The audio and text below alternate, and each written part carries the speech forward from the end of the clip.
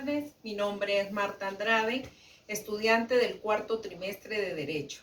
Hoy les voy a presentar mi exposición sobre los procedimientos probatorios. Probar significa el derecho que se tiene a demostrar algo y está creado en la certeza de un hecho.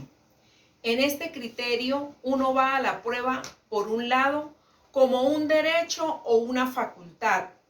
Por el otro lado, la prueba produce un efecto o resultado, así como la convicción en la mente del juez. La base probatoria que contiene la libertad probatoria tiene como fundamento el artículo 397 del Código Procesal Civil y que contiene el debido proceso, y su fundamento está en el artículo 49 de la Constitución de la República Bolivariana de Venezuela. Los procedimientos probatorios son el civil ordinario, el oral civil, el ordinario agrario, el ordinario en materia de protección de niños, niñas y adolescentes, el procedimiento penal y por último tenemos el procedimiento de acuerdo a la Ley Orgánica de la Contraloría General de la República y del Sistema Nacional de Control Fiscal. El procedimiento civil ordinario, contemplado en el artículo 339 del Código Procesal Civil, empieza con la demanda. Sus requisitos están contenidos en el artículo 340.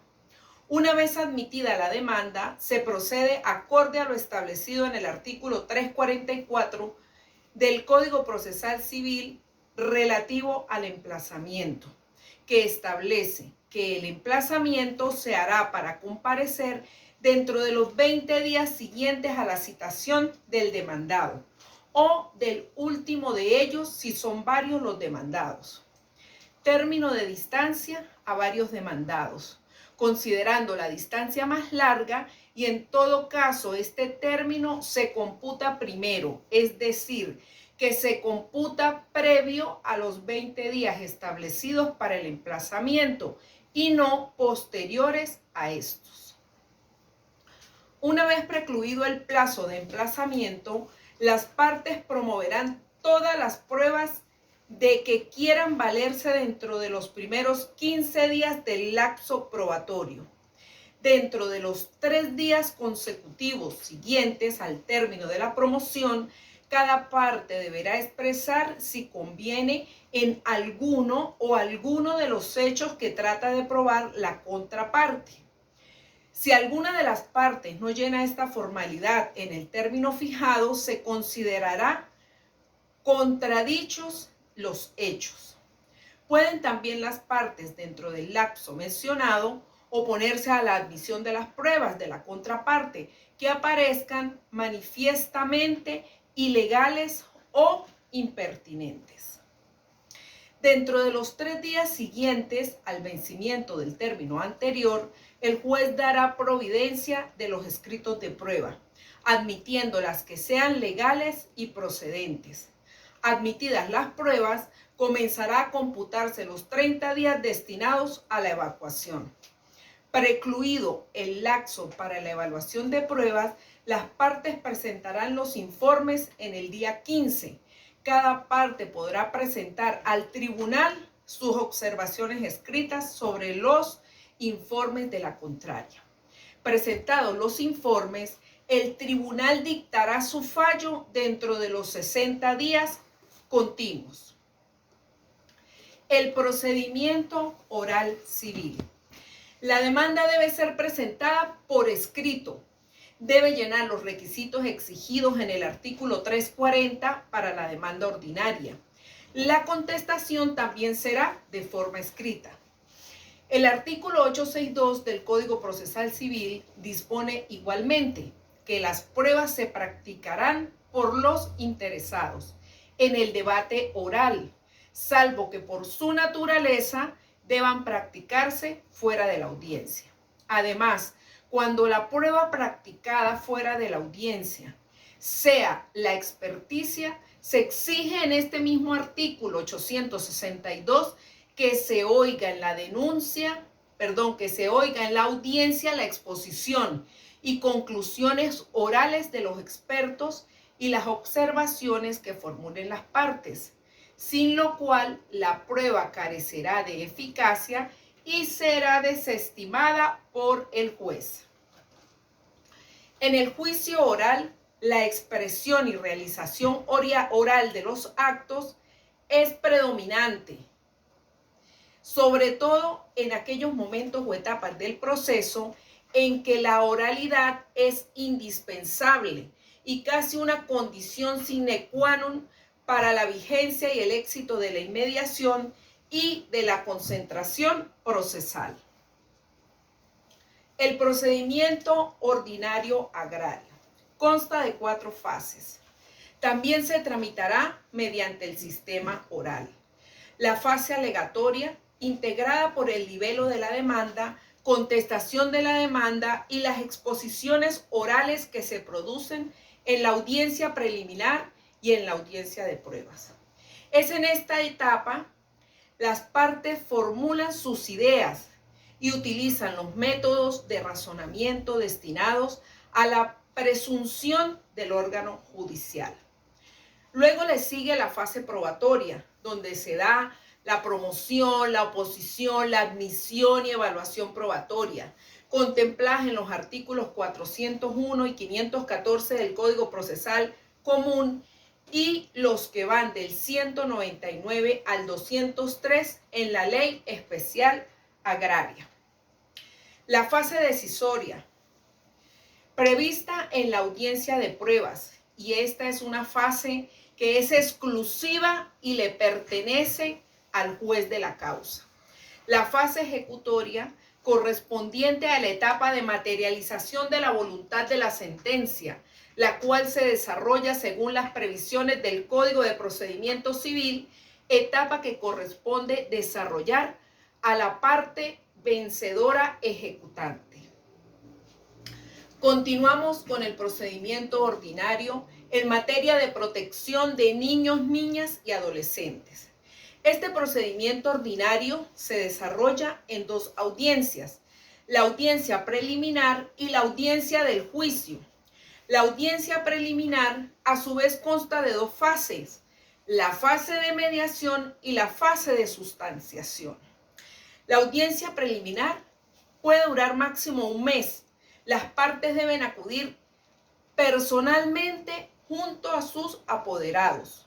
Si no comparecen, se produce el desistimiento o la confesión ficta, según sea el caso.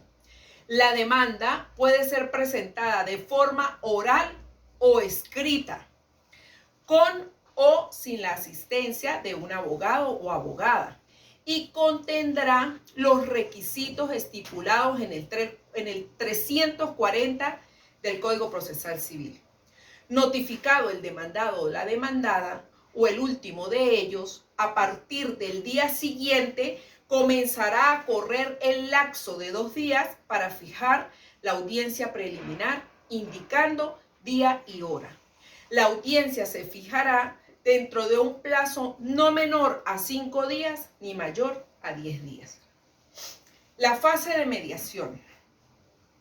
Una vez en la fase de mediación de la audiencia preliminar, el juez de la mediación y sustanciación exhortará a las partes a que haya una conciliación. Esta audiencia es privada. Puede acudir un abogado. Se debe oír la opinión del niño, de la niña y del adolescente, según sea el caso.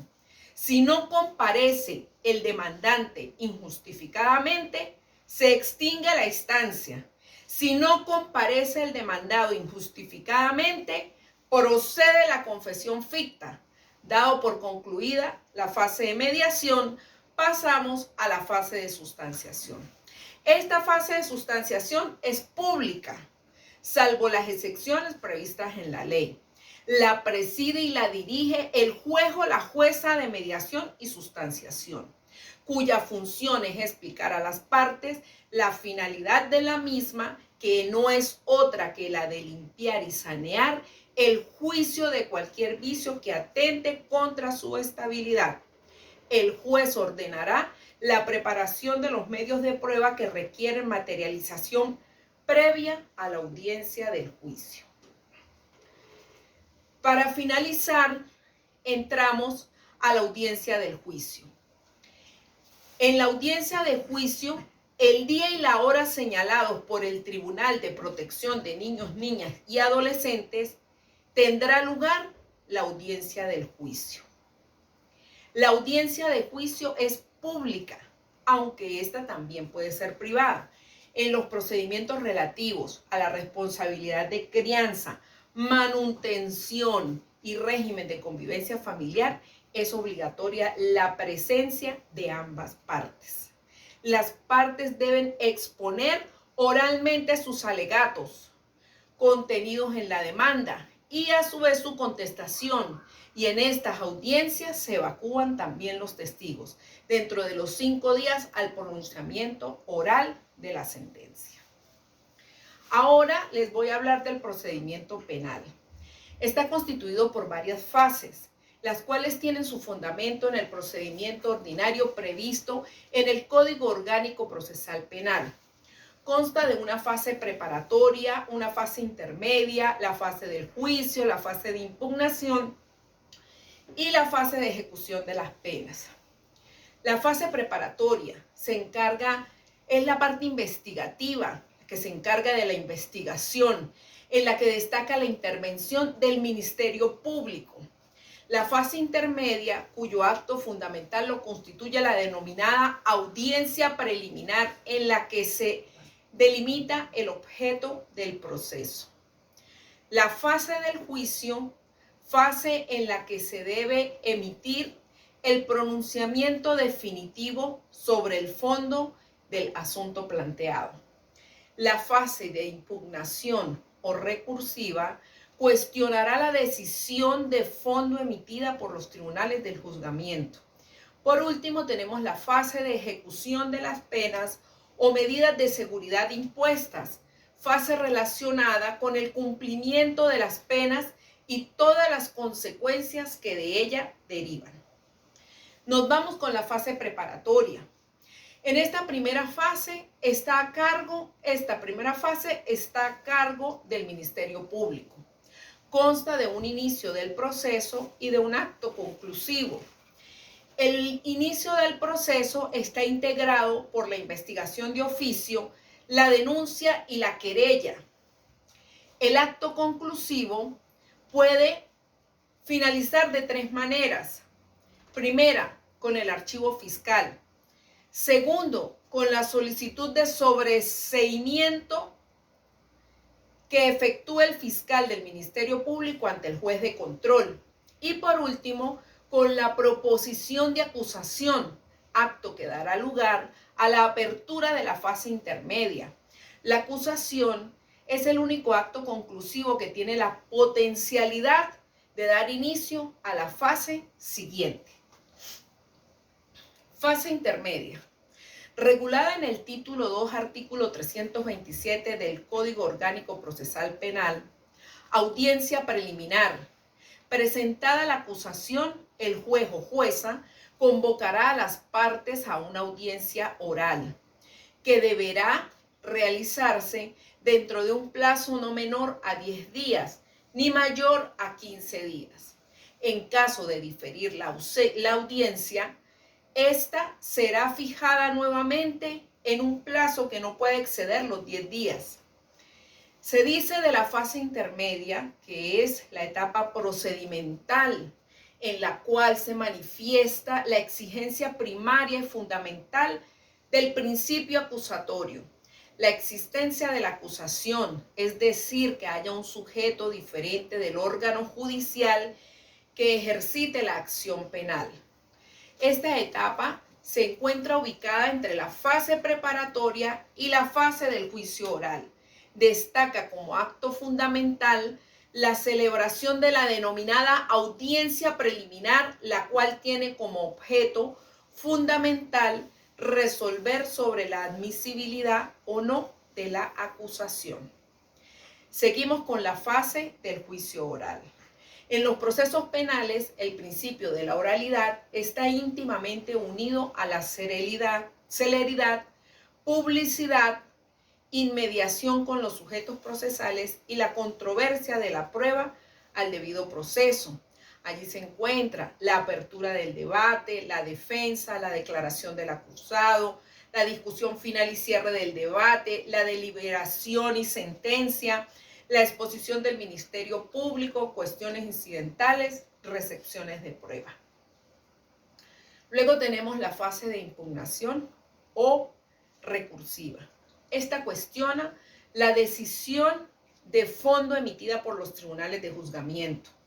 El recurso es el medio de impugnación a través del cual las partes y eventualmente terceros pueden combatir las decisiones judiciales que no han ganado firmeza, mediante un proceso de obligatoria observancia para los órganos jurisdiccionales, esencialmente en el orden judicial.